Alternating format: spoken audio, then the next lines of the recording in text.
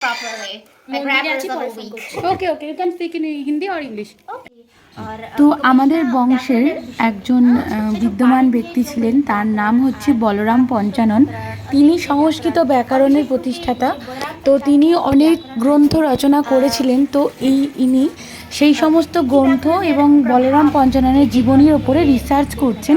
তো সেই কারণে তিনি আমেরিকা থেকে অনেক খোঁজ খবর করে আমাদেরকে যোগাযোগ করে আমাদের কাছে এসছেন এবং আমাদের কাছে যতটুকুনি ইনফরমেশান আছে বলরাম পঞ্চাননের ব্যাপারে সেটা নেওয়ার জন্য, এবং আমরাও ওনার ব্যাপারে অনেক কিছু যেগুলো জানতাম না সেগুলো উনি আমাদের সাথে শেয়ার করছেন। তো তোমরা পুরো ভিডিওটা দেখো, আশা করছি খুব ভালো লাগবে।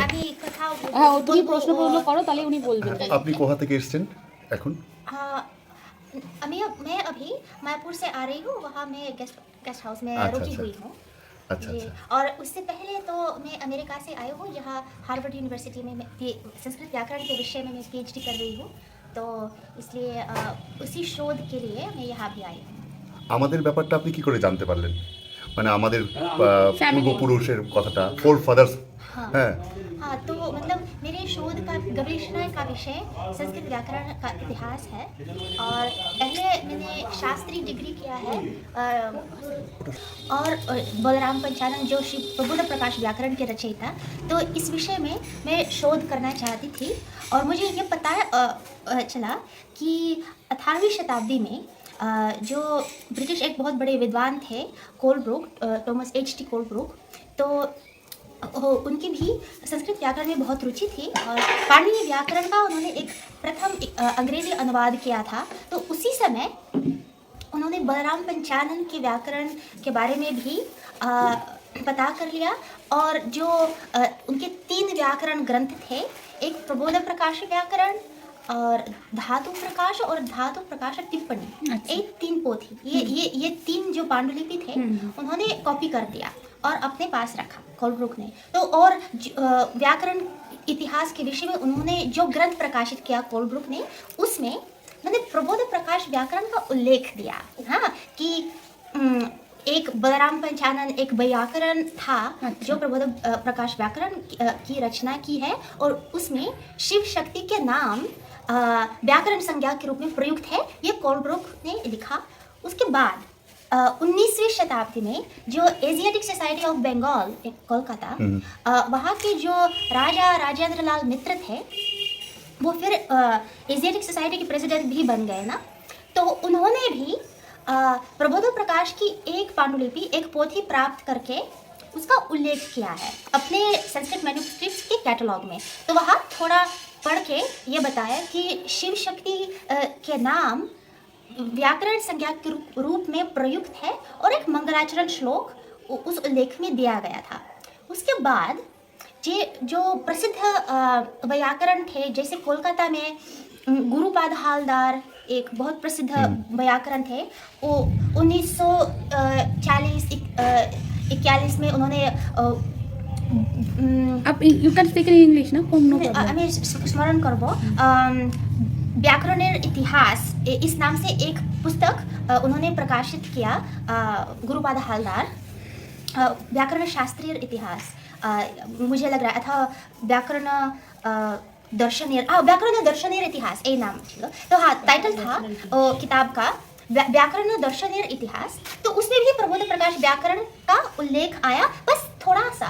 हाँ, और उसके बाद फिर बहुत प्रसिद्ध एक विद्वान थे युधिष्ठिर मीमांसक, तो उन्होंने भी संस्कृत व्याकरण के विषय में, उसके इतिहास के विषय में बहुत कुछ लिखा था। उसमें भी उल्लेख थोड़ा सा आया, लेकिन वहाँ क्या है, केवल एक पंक्ति कि एक बलराम पंचानन था जो ये व्याकरण लिखा था और कुछ भी पता नहीं। और ये भी बात है कि उनका डेट वो नहीं जानते थे, तो कुछ कहते थे हो सकता है बहुत प्राचीन है, हो सकता है 16वीं शताब्दी के कोई विद्वान थे, हो सकता है 14वीं शताब्दी के कोई विद्वान थे, कोई डेट और कहाँ के थे वो ये भी नहीं जानते थे। और मतलब शायद ब्राह्मण थे ये लिखते थे, लेकिन मतलब कोई निश्चय नहीं था और कभी उन्होंने ठीक गवेषणा नहीं की थी। हाँ, उसके बाद फिर जो एक महाराष्ट्र पुणे यूनिवर्सिटी में एक प्रसिद्ध विद्वान थे बेलवालकर, श्री कृष्ण बेलवालकर, तो तो उन्होंने भी उल्लेख किया, हाँ, लेकिन व्याकरण देखते भी नहीं, थोड़ा सा उल्लेख किया। और अधिकतर ये भी विद्वानों के बीच में ये मत आया है कि जो ये सब व्याकरण है उसमें कोई नवीन बात नहीं आती है, कोई नई बात व्याकरण में आप देख ही नहीं सकते। शायद जो भी पाणिनि व्याकरण में, कातंत्र व्याकरण में, प्राचीन व्याकरण में जो भी आया है वो भी और व्याकरण में आया। हाँ, तो ये एक मत देखा जा सकता है उन ग्रंथों में। तो अपने शोध में मैंने ये देखा कि उल्लेख बहुत ही ग्रंथों में आया है, लेकिन वस्तुतः किसी ने भी ग्रंथ खोल के इसको देखा नहीं है और पढ़ा नहीं है, अच्छी गवेषणा नहीं की है, क्योंकि तो ग्रंथ उपलब्ध ही नहीं है, वो प्रकाशित नहीं है, लाइब्रेरी में नहीं मिल सकती है ये किताब। तो फिर मैंने पहले प्रयास किया कि इसका कोई प्रिंटेड एडिशन है कि नहीं ये ढूंढने के लिए। तो बहुत सौभाग्य की बात है पहले कि लंदन में जो ब्रिटिश लाइब्रेरी है उसमें प्रबोध प्रकाश व्याकरण के 3 अध्याय रखे हैं प्रकाशित, और बस उन्होंने मुझे PDF भेज दिया।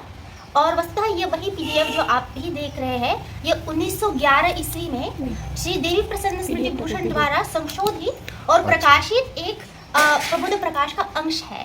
आप PDF थोड़ा दिखा सकते हैं इसमें? जी। तो यही है, ये इसका प्रिंट आउट है।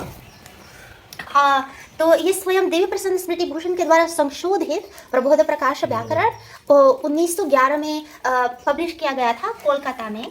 और इसलिए यहाँ जो वंश वर्णन आया है, पहले तो ये बात है कि ये जो मेटकाफ प्रेस था ये स्वयं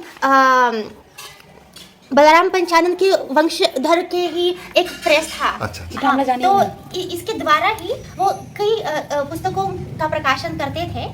तो और फिर उसके बाद मुझे ये भी पता चला, क्योंकि ये तो संपूर्ण ग्रंथ नहीं है, केवल 3 अध्याय है इसमें संज्ञा संधि प्रकरण और शब्द प्रकरण, आख्यात प्रकरण और कृदंत प्रकरण है, केवल एक अंश है। हाँ, तो कृदंत प्रकरण का एक अंश ही इस किताब में आया है, ये पूरा ग्रंथ तो नहीं है।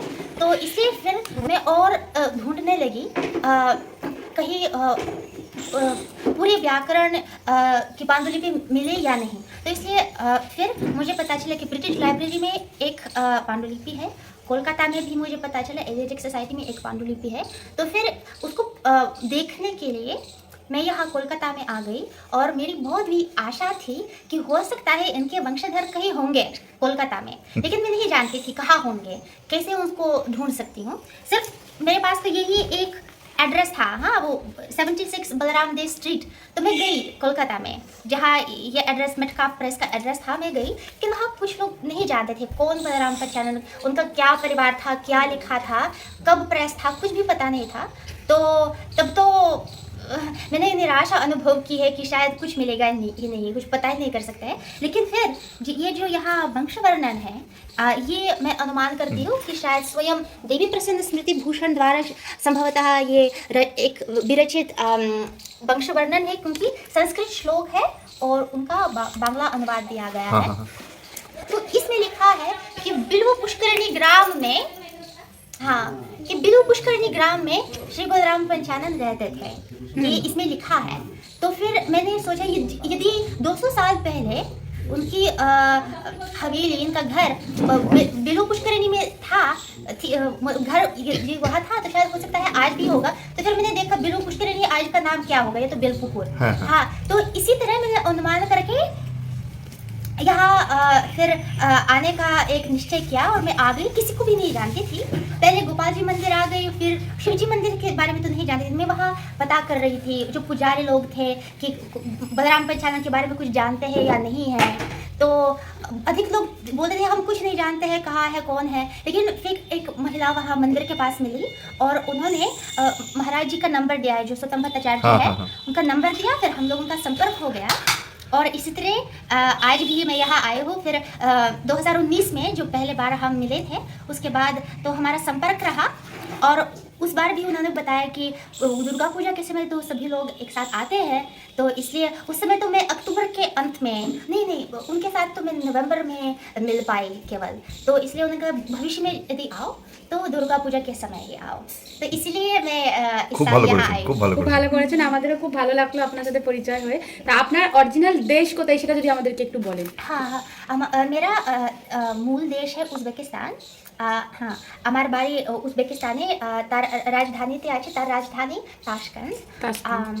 আর ভূতপূর্বকালে এই রুশ দেশের এক প্রদেশ ছিল, হ্যাঁ, province ছিল।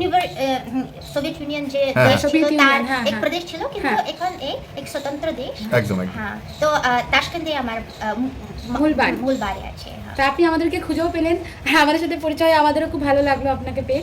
আমাকে ভালো লাগলো।